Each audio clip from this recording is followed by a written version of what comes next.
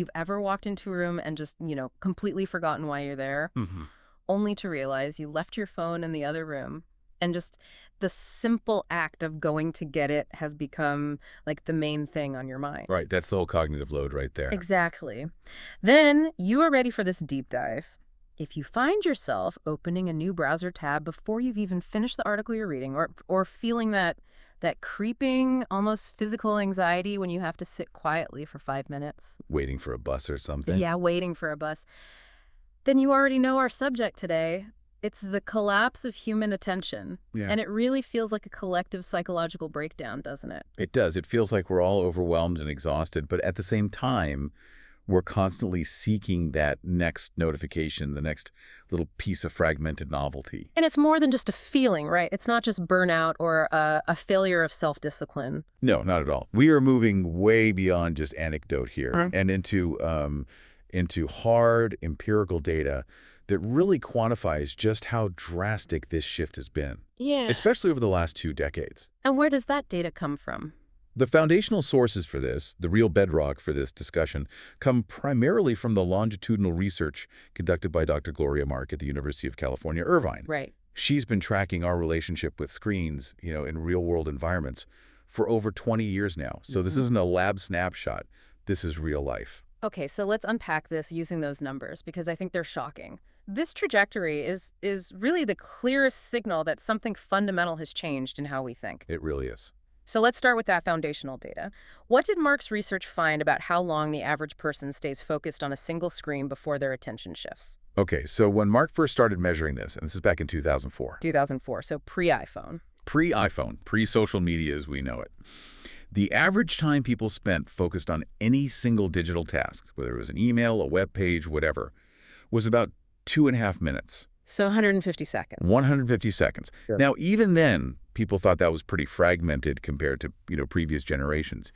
But it gives us a baseline. 150 seconds. I mean, that sounds like an eternity in today's world. That's enough time to actually formulate a complete thought, maybe even get into the early stages of, flow. Precisely. That was the landscape back then. Yeah. But the decline, it just accelerated dramatically. By 2012, that average attention duration had been cut in half. Halved. Plummeting to just 75 seconds. Wow. And today, based on Mark's most recent observations, so covering the past 5 or 6 years, that average focus time before we switch tasks has dropped to an alarming 47 seconds. 47 seconds. And I think I saw that if you look even closer at the data, the median, so the point where half of all attention spans fall below is even lower. It is. It's down to 40 seconds. 40 seconds. So for half of our digital interactions every day, we're switching tasks in less time than it takes to, I don't know, make a cup of tea. That's correct. Yeah. And this constant, almost ceaseless shifting of focus, this dynamic state that defines our current mental experience. Dr. Mark has a name for it. She calls it kinetic attention. Kinetic, like Sort of- motion. Exactly. Yeah, cool. Relating to motion. Huh. We have internalized this habit of always being in motion, always seeking the next input. And that dynamic state is now the default mode for millions of brains. It's not a choice anymore. It's a conditioned reflex. So the mission for this deep dive then isn't just to, complain about how we can't concentrate anymore. Right. It's to conduct a definitive masterclass on the architecture of this crisis. So we structured this discussion into 4 major movements to give you, the listener, the full context and hopefully the tools to fight back. Okay. First, we're going to tackle the biological shift, the literal rewiring of the hardware inside our skulls. Second, the societal drivers, looking at the environmental and corporate forces that are accelerating this collapse. Third, the hidden costs, the severe price we're paying in creativity, memory, and our mental health. And finally, the road to recovery. Exactly. Detailing science-based, intentional solutions that rely on strategy, not just fleeting willpower. And we absolutely have to begin with the brain. Because if we don't understand that this is a physical, biological process, not just some kind of moral failure, then we can't possibly devise an effective counter-strategy. The brain is adapting, and it's adapting precisely to the stimuli we feed it. Okay, so let's kick off movement 1 by addressing the single most crucial concept here, neuroplasticity. For centuries, science kind of thought the adult brain was a fixed, solid organ. You got the brain you got, and that was it. Right, that was the old model. But we now know it's incredibly responsive. It's malleable. It's constantly restructuring itself based on our experiences. So neuroplasticity is really the brain's defining feature. It is. It describes how the physical structure of the brain, the pathways, the gray matter, all of it, morphs and reorients itself to better handle the tasks we give it. And the famous example of this is the London taxi drivers, right? Exactly, the foundational example. To pass that test, the knowledge, they have to memorize every single street, every landmark, every viable route in that sprawling city. It's a task so complex it often takes 3 or 4 years of intense study. I can't even imagine. And the brain scans showed that because of this immense demand on their spatial memory, a part of their hippocampus, part associated with spatial memory, was physically larger. It was reformed. Their brains literally grew to meet the challenge. So if the brain can physically reshape itself to navigate the analog streets of London, what on earth happens when we expose that same plastic brain to the constant stream of jump cuts, nonlinear navigation, and fragmented input that is the modern internet? What is it training itself to do? Well, it trains itself to prioritize speed over depth. And it does so at a really astonishing velocity. We have compelling evidence of this adaptation from a 2008 study by Gary Small. Small compared the brains of people who use the internet all the time with people who were internet naive. So they barely used it, if at all. And what did he find? When they were doing simulated web searches, the savvy participants showed markedly increased activation in a key region of the brain. Which region are we talking about here? The dorsolateral prefrontal cortex. Okay, so that's the part of the brain that's like the CEO, right? It manages attention, Yeah, working memory. exactly, the executive functions. When the experienced user searched, this area lit up like a Christmas tree. But here's the truly striking and, frankly, slightly terrifying part. Go on. Small then prescribed just 1 hour of daily internet time to the internet-naive group. After only 5 days, 5 days. just 5 days of this exposure, their brain scans started to show increased stimulation in that exact same prefrontal region. Wow. That's incredibly fast. It shows how quickly the brain adopts what you could call the intellectual ethic of the medium. That's a perfect way to put it. The internet rewards nonlinear thinking. It rewards rapid skimming, pattern recognition, deciding if something is relevant before you dive in, So it trains us to be fantastic skimmers. but at the cost of sustained linear thought. Right. And that cognitive erosion happens because that constant need to evaluate and jump trains the brain to prioritize this rapid switching and novelty seeking. Which leads us directly into the intentional mechanism that reinforces this behavior, the dopamine trap. So we've adapted, and the technology industry has figured out how to exploit that adaptation for profit. Let's talk about how social media and these other platforms have successfully hijacked our innate reward systems. This is where biological adaptation meets intentional, very clever design. Social media platforms expertly exploit a psychological mechanism known as intermittent positive reinforcement. Which is best understood through the slot machine analogy. Precisely. In a casino, you pull the lever. You don't know when the slot machine will pay out or how much it will be. It's the unpredictable nature of the reward that makes it so compelling, so addictive. If you knew you'd get a reward every 10 pulls, it would just become a boring chore. Exactly. But receiving likes, comments, notifications at completely unpredictable intervals, a flurry of feedback now, then silence for an hour, that variable ratio triggers a much bigger rush of dopamine, And that chemical release reinforces the behavior that came right before it. which in this case is seeking distraction and novelty. So every time the phone pings, even if it's a useless notification, our brain gets a tiny little hit of that pleasure chemical. It's effectively rewarding us for losing focus when we seek out that novelty. The neuroscientist Daniel Levitin describes this as a systematic reduction in our capacity for sustained concentration. We are actively training our brains to expect constant stimulation. So the brain develops a neurological dependency on novelty. Yes. And when you're faced with a difficult, focused task, your brain, which is now conditioned to seek that slot machine payout, actually rewards the impulse to switch tasks and find that quick dopamine hit instead. And when we look at the long-term chronic cost of this compulsive behavior, the physical evidence is genuinely alarming. It moves past just behavioral addiction and into structural changes in the brain that, well, they mirror serious substance abuse. The data is stark. There's research that uses MRI brain scans on people identified as heavy social media users, comparing their brain structure to control groups. Yeah. These studies have demonstrated a significant reduction in gray matter volume in the amygdala, and it's correlated with the severity of their compulsive usage. The amygdala is our emotional command center, right? It's critical for processing memory, survival instincts, and most importantly, emotional regulation. That's right. And this structural change, this physical pruning or loss of brain matter in a critical emotional center, is structurally likened by researchers to the cell death and neurobiological changes you see in individuals with severe cocaine addiction. That comparison is, it's just incredibly difficult to process that the chronic use of something as seemingly benign as a social app could induce physical structural damage similar to hard drug dependency. And we find similar patterns in other key areas too. Studies have also revealed that heavy users show significantly reduced neural activity in the right prefrontal cortex. And that's the area for impulse control and regulating attention. It is. And what's really interesting is that this specific physiological condition-reduced activity in that right prefrontal region is also a hallmark observation in ADHD. Which is associated with impulsivity and poor sustained attention. Exactly. So while we are absolutely not saying that technology causes ADHD, we are observing that the rapid switching behavior enforced by the digital environment creates measurable functional cognitive patterns that closely resemble the biological impairment seen in established attention disorders. The brain is adapting to be chronically distracted. Yes, it's a behavioral phenotype of distraction, regardless of what the underlying cause is. Yeah. Now, let's pivot to one of the most widely debated pieces of research in this whole field, the brain drain effect. This is the idea that we don't even have to be actively using our device for it to steal our cognitive bandwidth. Its mere presence is enough. It sounds almost like a superstition, but the seminal work on this from Ward and colleagues in 2017 provided quantitative proof that the phone acts like a vampire, sucking capacity from our working memory even when it's turned off. The premise is that the smartphone is such a powerfully salient stimulus. It holds so much of our lives, so much potential connection, that even if you are consciously trying to ignore it, your brain has to dedicate some of its limited cognitive resources to inhibiting the automatic urge to check it.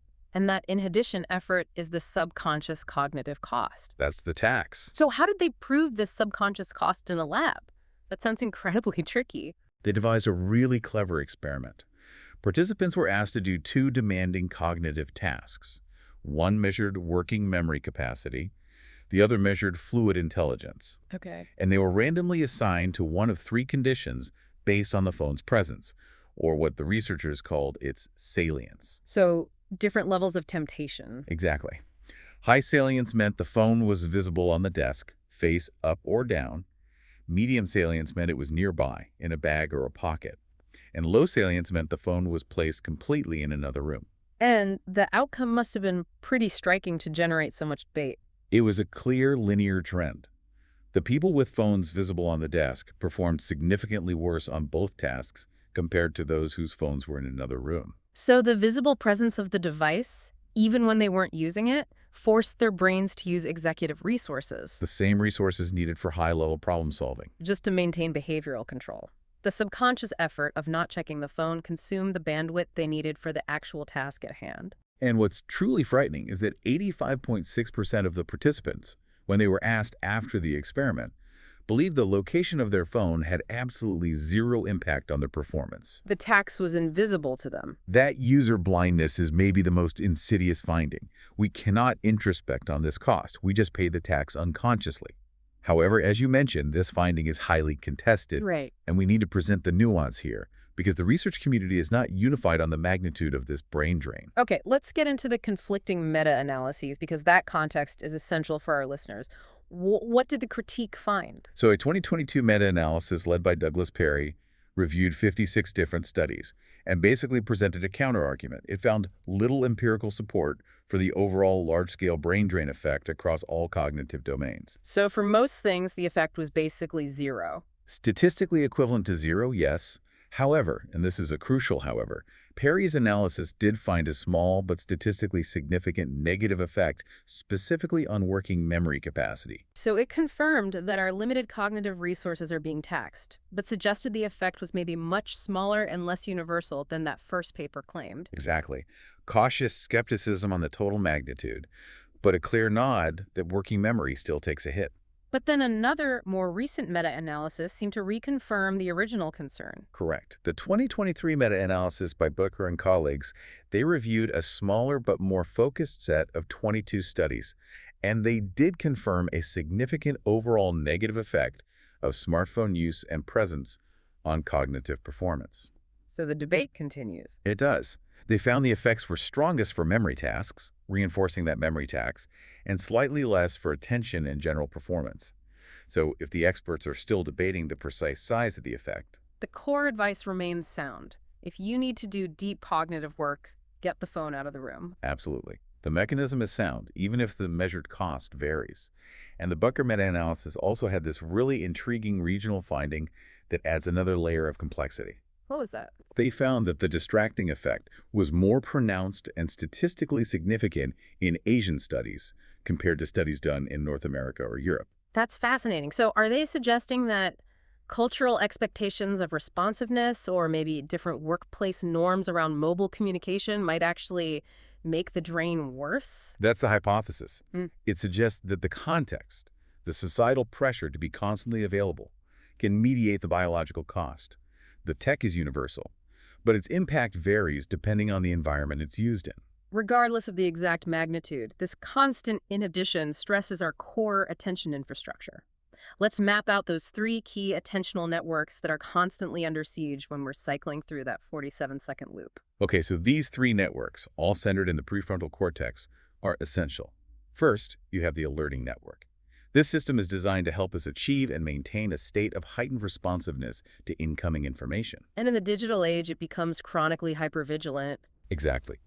Because notifications are unpredictable and potentially urgent, the alerting network is constantly on edge, monitoring for high-priority stimuli. This leads to a state of low-grade chronic stress. It makes it really difficult to ever truly relax. Okay, what's next? Next is the orienting network. This is what allows us to select information from our senses and focus our attention on one specific source. And when we rapid switch from a spreadsheet to an email to a social feed, that network gets exhausted. It's repeatedly recruited, and it just fatigues. It's like demanding a muscle to flex every few seconds for an entire day.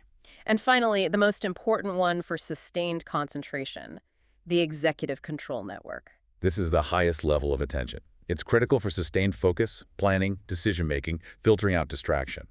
When we force constant switching, this network gets overloaded, and over time, it shows potential weakening. So the habit of switching actually makes us worse at not switching. It seems so. A 2021 neuroimaging study actually found altered activity in these networks in heavy media multitaskers, even when they were not using technology.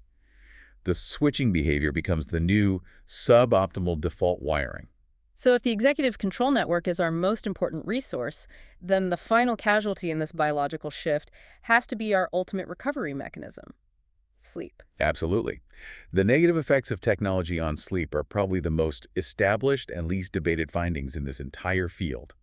The exposure to blue light from our screens suppresses melatonin production, delaying sleep. And the content itself keeps us awake. The engaging, often emotionally charged material increases cognitive arousal, and the resulting loss of that restorative slow-wave and REM sleep directly impairs every single function we've just discussed: memory, attention, and executive function. You cannot solve an attention crisis without solving the sleep crisis first. You really can't. They are completely intertwined. Okay, we've established the biological reality.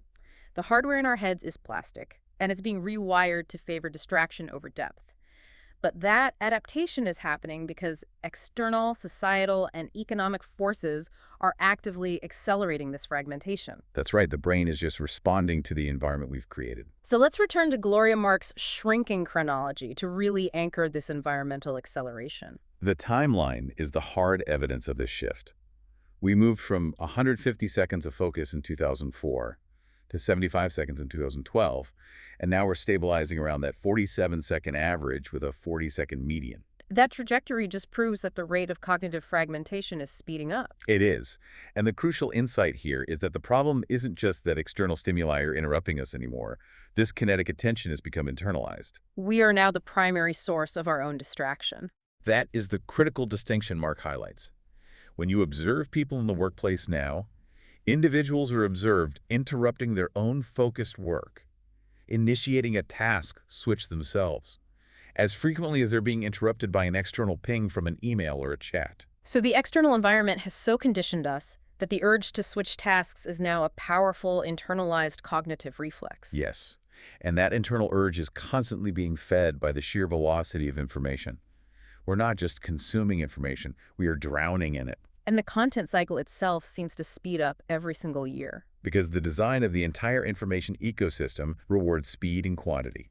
Studies that analyze content popularity show that topics reach peak awareness and engagement faster than ever before, but they also drop off faster. Why? Because the system is intentionally flooded with high volumes of content. If you're constantly bombarded with new, novel inputs, your cognitive resources are forced to switch rapidly just to keep up. It reduces the time you can afford to focus on any one thing. It's a perpetual cycle of urgency. And this leads us to the biggest myth that's been perpetuated in the modern workplace.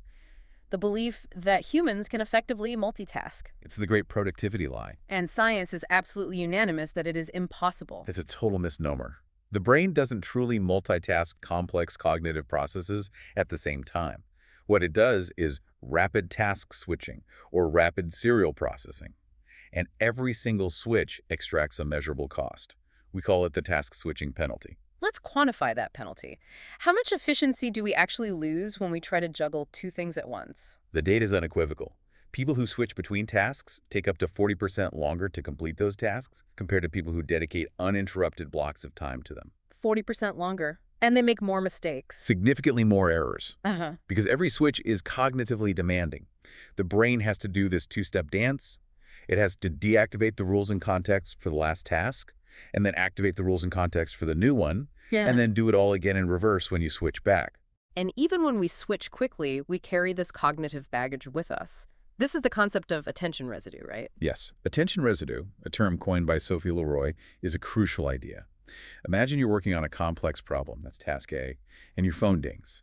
You check the message and respond, that's task B. Right. Even if that takes only 30 seconds, when you go back to the complex problem, task A, your cognitive resources are not instantly 100% available again. Cognitive leftovers, the unresolved thoughts or worries from the interruption, they linger in your working memory. So it's like trying to write a critical legal brief while the song from the last video you watched is still playing faintly in your mind. Exactly. The mental clutter measurably hurts your performance on the current, important task. Yeah. You are not fully present. And the ultimate cumulative quantification of this loss of focus comes back to Gloria Mark's most profound finding for the workplace, the 23-minute tax. We need to spend a lot of time on this number because it explains why so many knowledge workers feel like they are working intensely all day, but producing very little deep original value. So what exactly is the 23-minute tax? Mark found that after any interruption, and this includes self-interruptions, external pings, even micro switches like checking a chat message, it takes an average of 23 minutes and 15 seconds to fully regain the deep, focused concentration you need to get back to the original, cognitively demanding task. Think about the cumulative economic cost of that. If the average worker is checking email 121 times a day, as some reports suggest, and each one costs you a potential 23 minutes to recover full focus. You're essentially throwing hours of high-quality work time away every single day. It's the hidden tax of the modern office. It is. If you're interrupted just 3 or 4 times in an hour, you may never actually reach a state of productive focus during that entire period. This also creates a massive stress tax. How so? The constant context switching and mental bookkeeping, having to hold the context of task A in your head while dealing with the interruption of task B. It just overloads the prefrontal cortex and your working memory, and that overload triggers a physical response. Stress hormones. It leads to increased secretion of stress hormones like cortisol. So even if you're just sitting at your desk, the acute mental fatigue from context switching is taxing your biology. It leads to cognitive overload, even if your actual output is low. Now we have to address the fact that this entire system of distraction isn't some accidental feature of technology. It is the industrialization of attention. It is the explicit business model of the largest companies in the world. This is the attention economy. These companies, Google, Facebook, TikTok, they don't sell physical products. Their true product is the extraction and aggregation of your eyeball minutes. Which they then repackage and sell to advertisers. Exactly. As the former Google design ethicist Tristan Harris has argued, these platforms operate by controlling the menu of choices in front of you and maximizing the time you spend on their screens. So the design rationale for a news feed or a chat app isn't to maximize human utility or genuine connection, but to maximize the time spent extracting user attention. Precisely. The features we now just take for granted, the infinite scroll, the unpredictable push notifications, the autoplay videos, the variable reward mechanisms, All of it. these are the result of massive R&D investments designed specifically to trigger and exploit addictive behavior by targeting our fundamental psychological weaknesses, like our need for social approval or our drive for novelty. They are not benign tools. They are attention traps engineered for extraction. And finally, our workplace culture aggressively enforces this state of distraction. It makes deep focus almost impossible by design. It's the culture of the infinite workday. The statistics on the modern knowledge worker are frankly appalling. Research suggests the average worker checks email 121 times per day. 121. And more broadly, McKinsey's data, even from a decade ago, found that knowledge workers spend a staggering 60% of their work week just on email and internal online communication. 60%. That means we spend over half our working lives on logistics and reactive communication, which is the exact opposite of the focused, concentrated effort required to create new value. The prevailing culture of the infinite workday prioritizes constant availability and the illusion of instant responsiveness over the protected conditions necessary for deep work. The ability to concentrate is sacrificed on the altar of perpetual reactivity. So we get rewarded socially and professionally for being fast responders, even if that behavior guarantees we remain trapped in that 47-second loop. It's a perfect trap. We've mapped the biological rewiring and the societal forces accelerating it.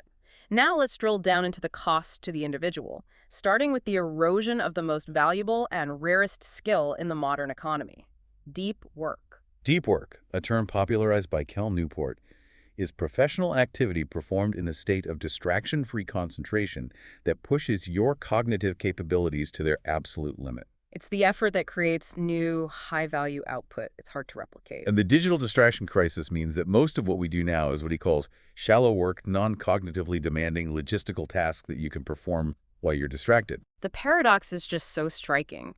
Deep work is becoming both increasingly scarce because of our technology and yet immensely valuable because of that very rarity. For anyone listening who's a knowledge worker or a student, mastering this capacity is the single greatest competitive advantage you can acquire. It really separates the exceptional from the average. Absolutely. If you can sustain concentration for 4 hours on a complex problem while your competitor is stuck in that 47-second switching loop, you will consistently produce superior, harder to replicate outcomes. But deep work is instantly crippled by distraction, especially the flow state. Describe the fragility of flow. That peak mental condition where attention and effort and emotion are perfectly aligned, where time just seems to disappear. Flow requires absolute monotasking. It is an all-or-nothing state. Researchers find that a single distraction, especially when your mind is trying to incubate new ideas or synthesize complex information, can cause your creative output to just drop off a cliff. An interruption doesn't just pause the process. It severs the mental momentum entirely. It does. And we know from Mark's research that if you're interrupted, it can take 30 minutes or even longer just to get back to full immersion, if you even get there at all in that session. And this constant cycle of trying to regain focus under what you called the mental fatigue tax is severe. It is. The mental bookkeeping, worrying about missed messages, constantly redeciding what to do next, the context switching. It burns cognitive energy relentlessly, and it leads to significant cognitive overload and eventually decision fatigue. We're burning ourselves out on micro decisions and constant switching. We are, and the professional consequence of that chronic stress is now formally recognized, isn't it? The World Health Organization has classified burnout as a legitimate occupational phenomenon. So it's not just feeling stressed, it's a real syndrome. It's conceptualized as resulting from chronic workplace stress that has not been successfully managed. And distraction, task switching, and perpetual availability are key drivers of that chronic, unmanaged stress. Beyond the professional costs, this fragmentation creates a destructive feedback loop for our mental health. It's a vicious stress-anxiety spiral. It's completely cyclical. Distraction leads to inefficiency, which increases your frustration and stress, which in turn severely hinders your ability to focus. And that anxiety then makes your brain more likely to seek a quick dopamine fix by checking your phone, which just reinforces the whole habit. And studies show that levels of social media usage are significant predictors of an individual's level of neuroticism or anxiety 1 year later, We are literally feeding our anxiety by seeking distraction. And what about the impact on our genuine social well-being? We're more connected than ever, yet we're feeling profoundly isolated. This is the social paradox. The data confirms that overall use of social media is consistently negatively associated with well-being and often linked to increased self-reported loneliness. People report feeling worse after endless scrolling. But there is some nuance there, right? There is. Receiving targeted, high-quality, and composed information from a close friend or family member, a tree interaction that can modestly boost well-being. But the core issue remains that the time spent on that low-bandwidth connection is time taken away from real-world socializing and conversation. Which provides exponentially greater emotional and psychological value. Exactly. And this perpetual connectivity prevents something crucial that our minds need to process the world. We're suffering from solitude deprivation. Solitude deprivation. It's the chronic lack of time spent alone with one's own thoughts, free from input from other minds. We use the phone to fill every tiny gap in our day, the elevator ride, the queue at the store, the quiet moments before sleep. And when we avoid solitude, we lose that critical time needed for emotional regulation, for creative processing, for clarifying hard life problems. And this chronic lack of downtime and reflection is a significant contributor to the well-documented rise in severe anxiety among younger demographics who grew up with their devices integrated into every single moment of their lives. If fragmentation cripples our ability to think deeply and increases anxiety, what does it do to our ability to actually remember things? This is where the concept of cognitive offloading comes in. It was primarily demonstrated by what's called the Google effect, first documented around 2011. Okay. The finding is simple. When people expect information to be readily available digitally, when you know you can just search for it again later, your brain allocates fewer resources to encoding and retaining that information itself. So instead of remembering the fact, we remember the path to the fact. We're training ourselves to be excellent digital librarians, but terrible knowledge holders. Precisely. We remember where the information is stored. Oh, it's in that article I read. But we're far less likely to remember the actual content. And this skimming behavior, which is encouraged by the online environment, it transfers to other contexts. It results in the erosion of deep literacy. We lose the cognitive patience required to read a sustained, complex argument. And the consequence of losing deep literacy is the attenuation of our capacity for abstract reasoning. If you can't hold complex, sequential ideas in your mind for long, you lose the ability to connect them, to synthesize them, or to form truly innovative, abstract conclusions. And there's data to back this up. The evidence is strong. Meta-analyses confirm that higher levels of switching between different media channels are significantly linked to lower levels of both working memory and, critically, long-term memory. The brain simply cannot consolidate information effectively when it's constantly processing high volumes of fragmented inputs. Okay, before we pivot to solutions, we have to formally kill the most annoying, pervasive, and frustrating piece of misinformation in this whole debate. Ah, yes. The goldfish myth. The persistent claim that the average human attention span has dropped to 8 seconds, which is shorter than a goldfish's 9 seconds. We need to emphatically debunk this. This statistic is scientifically uncorroborated, and it's caused immense damage by giving people the false belief that their biological attention capacity is fundamentally broken. It's a perfect example of bad data spreading faster than good data. So where did this figure actually come from? Investigations have traced it back to a 2015 Microsoft Canada marketing report. A marketing report. They used the 8-second figure to promote their own services, claiming it demonstrated the necessity of highly engaging instant content. But critically, Microsoft didn't generate this data themselves. They cited a third-party source called Statistic Brain, which researchers found to be completely unverified and not based on any peer-reviewed scientific literature. So it was a marketing factoid dressed up as science that went viral. Exactly. Attention experts are unanimous. The fundamental ability of a healthy adult brain to pay attention for sustained periods when you're motivated and engaged has not diminished. Human attention is fundamentally task-dependent. It's not reducible to a single stable number. The attention you need to drive a car is different from reading a novel, which is different from watching a movie. Of course. And the irony is that the poor goldfish got smeared in this whole process. The goldfish was slandered. It was. There is zero evidence that goldfish have short memories. They're used in learning and memory studies, and they can retain information and complex environmental cues for several months. So the true measurable crisis isn't a biological failure of our attention capacity. No.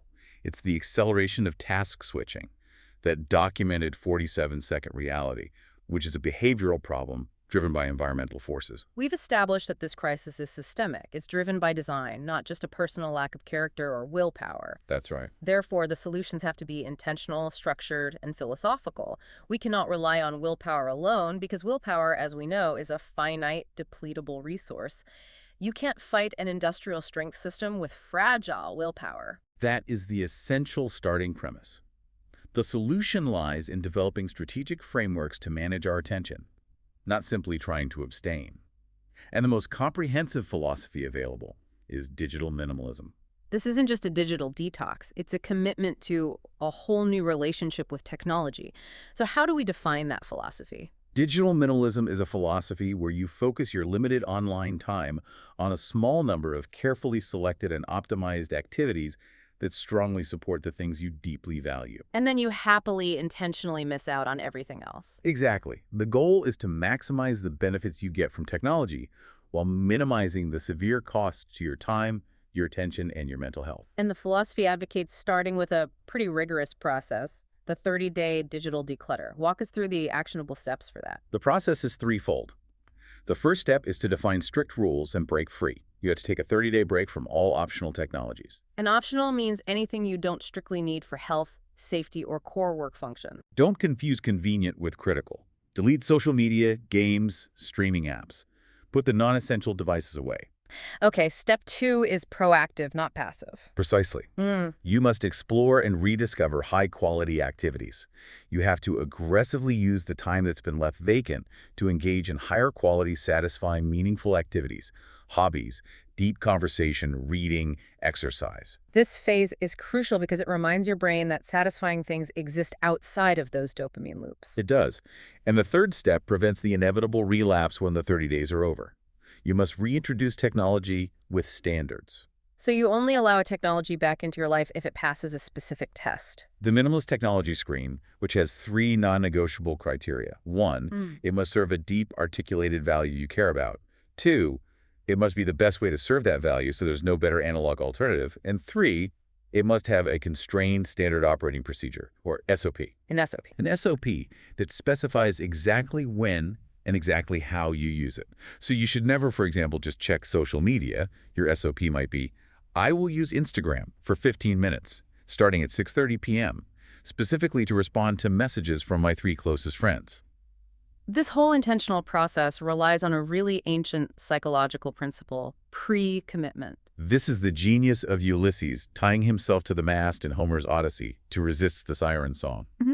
He narrowed his choices before his resolve could be depleted by temptation. Right. Psychologist Molly Crockett's studies demonstrate that pre-commitment resolving clearly to follow a certain rule and establishing an external mechanism to enforce it made participants significantly better at resisting destructive habits. The goal is to make the choice once, when you're rational, and then enforce it later when you're tempted. Exactly. So beyond the detox, what are the daily actionable strategies for sustaining focus and managing that 47-second switching loop? The most effective approaches involve structured attention management over mere abstinence. First, implement batch processing. Stop the continuous monitoring. Exactly. Schedule specific, protected time, say 10 a.m., 1 p.m., and 4 p.m. to check email, chat, and social media. And keep notifications off the rest of the time. This restores your day to long blocks of focus. Second, the simple but profound power of single tasking. Dedicate uninterrupted, timed blocks to individual tasks. If you're writing, you are only writing. If you're reading, you are only reading.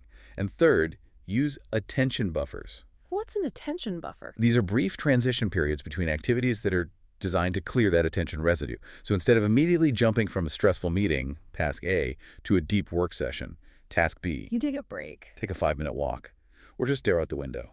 This helps your mind reorient and recover from that 23-minute lag before you commit to the next demanding task. This also demands that we reclaim solitude, which we identified as being a critical source of emotional regulation and clarity that we've lost to constant connectivity.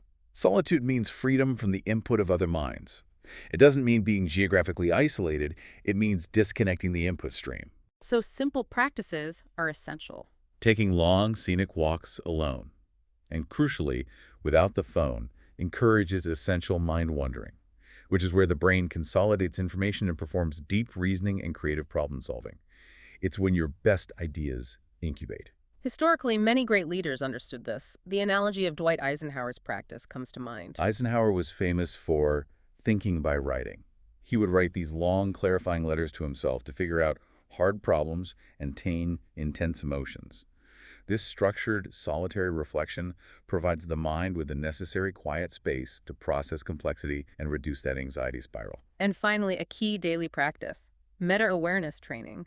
This is about recognizing the shift in focus without judging yourself for it. Meta-awareness involves practicing mindfulness techniques that build awareness of your attention shifts. When you feel that internal pull toward distraction, you simply use the noticing technique.